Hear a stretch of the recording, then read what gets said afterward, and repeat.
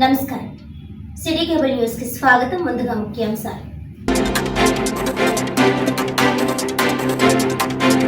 CPM ఆధ్వర్యంలో Kakinada collectorate వద్ద ధర్నా. ఎన్నికల్లో ఇచ్చిన ఉచిత ఇసుక హామీ తక్షణం అమలు చేయాలని డిమాండ్.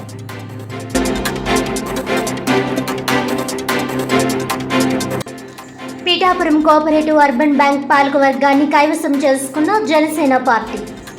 చైర్మన్గా జనసేన పార్టీ అభ్యర్థి, వైస్ చైర్మన్గా టీడీపీ అభ్యర్థిని ఖరారు చేసినట్లు వెల్లడించిన కూటమి పార్టీల నేతలు.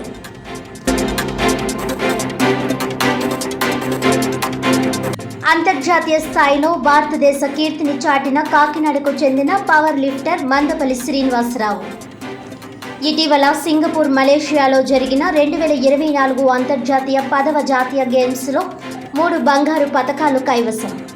తనకు ప్రభుత్వ పరంగా ప్రోత్సాహం అందిస్తే మరిన్ని విజయాలు నమోదు చేస్తానని వెల్లడి.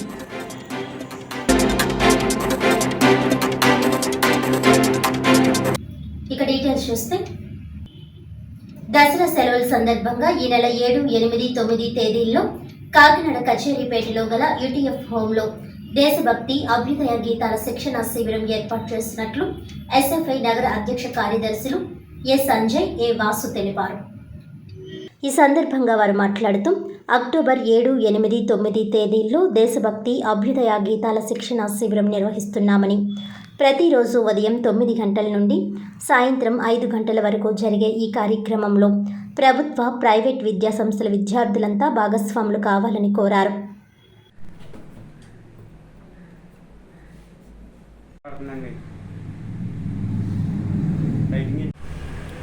ఈ నెల 7, 8, 9 తేదీల్లో కాకినాడ ఎస్ఎఫ్ఐ మరియు యూటీఎఫ్ ఆధ్వర్యంలో కాకినాడలో యూటీఎఫ్ కచేరీపేట టీచర్స్ హోంలో 7, 8, 9 తేదీల్లో అభ్యుదయ గీతాలు మరియు దేశభక్తి గీతాలు శిక్షణా కేంద్రాన్ని ఎస్ఎఫ్ఐ మరియు యూటీఎఫ్ ఆధ్వర్యంలో ఏర్పాటు చేయడం జరిగింది.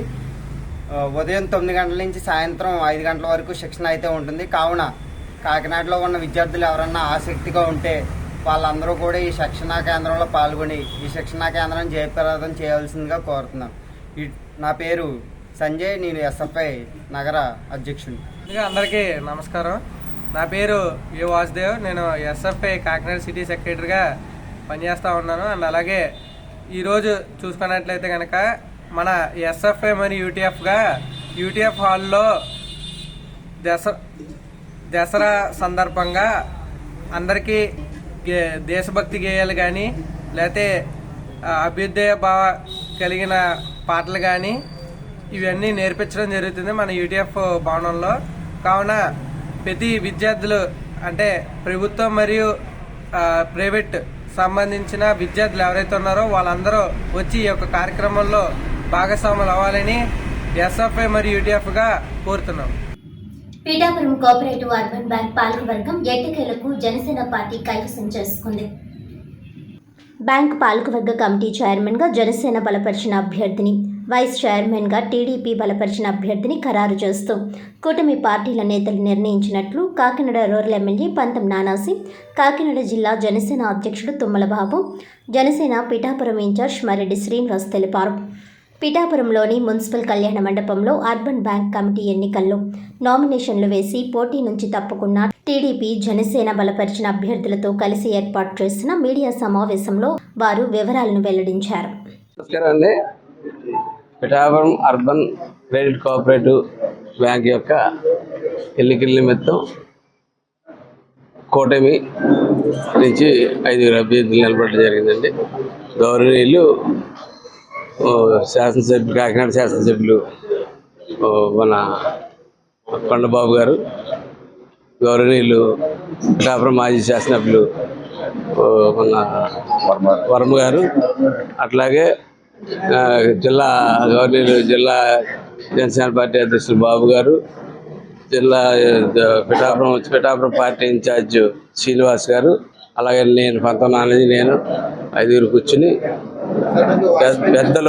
పెద్దలు తెలుగుదేశం పార్టీ రాష్ట్ర అధ్యక్షులు శ్రీనివాస్ గారితో, అలాగే దీనికి ఏరియా ఇన్ఛార్జిగా వచ్చినటువంటి మంత్రి గారు నిమ్మల రామనాయుడు గారు, అలాగే ఎమ్మెల్సీ అది జనసేన పార్టీ యొక్క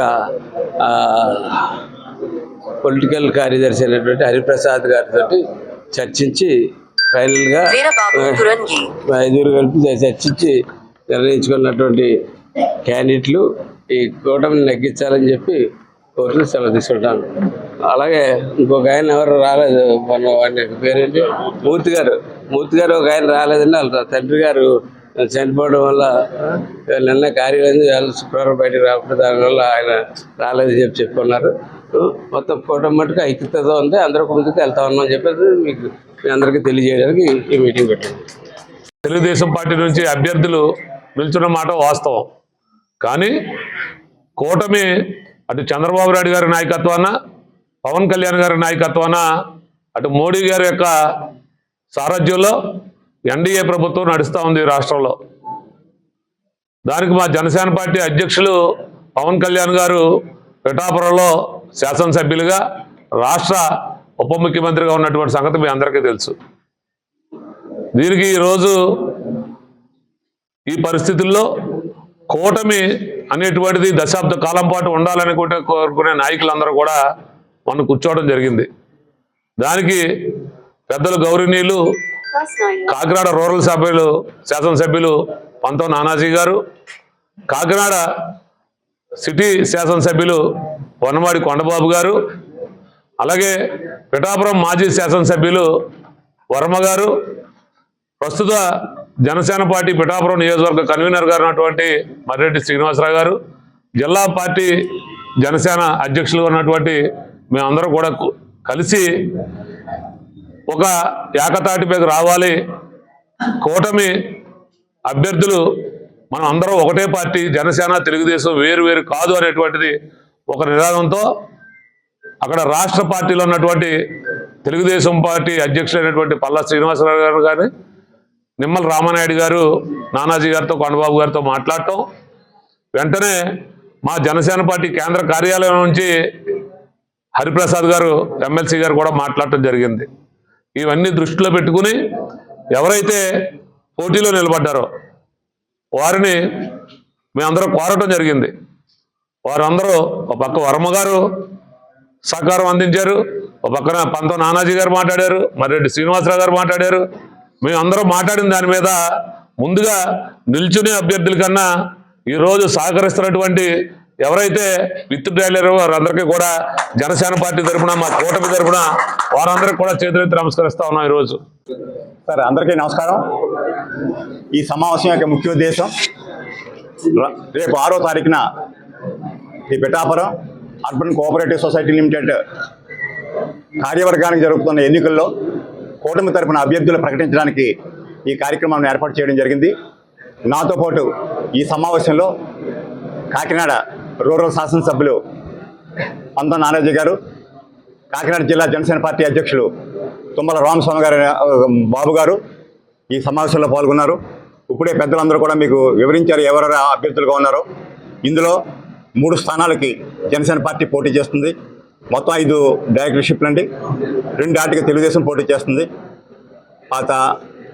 ఇది రాబోయే ఎలక్షన్ జరిగిన తర్వాత చైర్మన్షిప్ జనసేన పార్టీకి, వైస్ చైర్మన్ టీడీపీ పార్టీ కూడా తీసుకోవాలనేటువంటి నిర్ణయం జరిగింది. ఇందాక చెప్పినట్టుగా పెద్దలు తెలుగుదేశం రాష్ట్ర అధ్యక్షులు పల్లా శ్రీనివాస్ గారు, నిమ్మల రామనాయుడు గారు, హరిప్రసాద్ గారు, పెద్దలు నానాజీ గారు, అలాగే కొండబాబు గారు, మన తుమ్మల రామస్వామి గారు అనే బాబు గారు, వీరంతా కూడా, అలాగే తెలుగుదేశం పార్టీ మన పిఠాపురం ఇన్ఛార్జ్ ఎస్ఎస్ వర్మ గారు, వారితో పాటు నేను కూడా ఆ సమావేశంలో పాల్గొన్నాం. అందులో కూడా ఇదంతా కూడా ఏకగ్రీవంగా నిర్ణయం జరిగింది.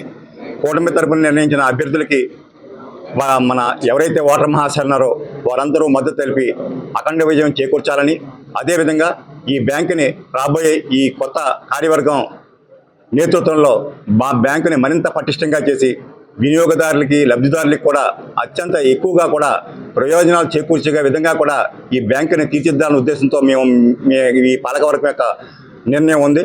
అదేవిధంగా ముందుగా ఇందాకే సభ్యుల్ని పరిచయం చేశారు. ఫస్ట్ 1వ వార్డు నుంచి విల్లా నాగబాబు గారు, 2వ వార్డు నుంచి చెల్లిపోయిన ప్రమీల్ గారు, 3వ వార్డు నుంచి అద్దంకి వెంకటరమణ గారు, 4వ వార్డు నుంచి అరిగిళ్ళ ప్రసాద్ గారు, 5వ వార్డు నుంచి మైలం రామకృష్ణ అనే టైల్స్ బాబీ గారు. దీంతో పాటు మాకు ఈ ఏకగ్రీవం అవడానికి సహకరించిన పెద్దలందరికీ కూడా మా హృదయపూర్వక ధన్యవాదాలు, కృతజ్ఞతలు. మొదటి వార్డు నుంచి జనపరెడ్డి రాంబాబు గారు, 2వ వార్డు నుంచి వారు ఈరోజు సమావేశం రాలేదు, ఇప్పుడే చెప్పారు. వారి తండ్రి గారు వారు ఇటీవలే మరణించారు. వారి కార్యక్రమంలో నిమ్మకం వారు రాలేకపోయారు. 3వ వార్డు నుంచి చెల్లా గనిబాబు గారు, 4వ వార్డు నుంచి రాయవరపు తిరుమలరావు గారు, 5వ వార్డు నుంచి పైలా శ్రీనివాస్ గారు కూడా వీరు విత్డ్రా అయ్యి ఈ కూటమి యొక్క అభ్యర్థులకు మద్దతు తెలియజేయడం జరిగింది. వారందరికి కూడా మా ధన్యవాదాలు తెలియజేస్తున్నాం. అదేవిధంగా ఇందాక పెద్దలు తెలియజేశారు, రాబోయే రోజుల్లో ఈ రాజకీయ ప్రస్థానంలో వారందరికీ కూడా తగిన గుర్తింపు ఉంటుందని ఈ సందర్భంగా మేము తెలియజేస్తూ, మేమంతా మరి ఒక్కసారి ఒకటే విజ్ఞప్తి చేస్తున్నాం. ఈ పిఠాపురం వాసులకి మీరు అత్యధిక మెజారిటీతోటి మన శాసనసభ్యులైనటువంటి పవన్ కళ్యాణ్ గారిని మీరు ఎన్నిక చేసి ఈ రాష్ట్ర ముఖ్యమంత్రిగా వారు కావడానికి మీరు హితోతంగా సాయం పడ్డారు.